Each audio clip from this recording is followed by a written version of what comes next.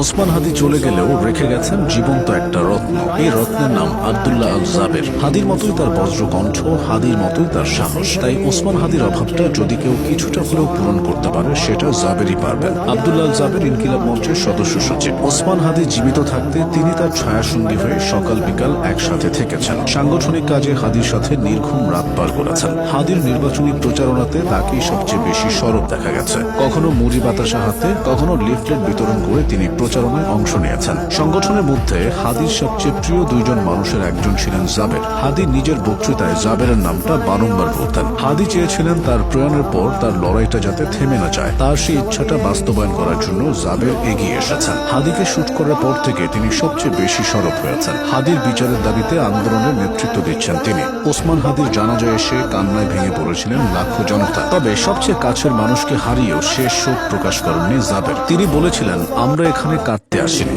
আমার ভাইয়ের বিচারের দাবিতে এসেছে। এরপর স্বরাষ্ট্র উপদেষ্টাকে তিরস্কার করে বলেছিলেন, বৈরা ভাম। স্বরাষ্ট্র উপদেষ্টা পদত্যাগ করতে হলেও সবকিছু প্রকাশ করে পদত্যাগ করতে হবে।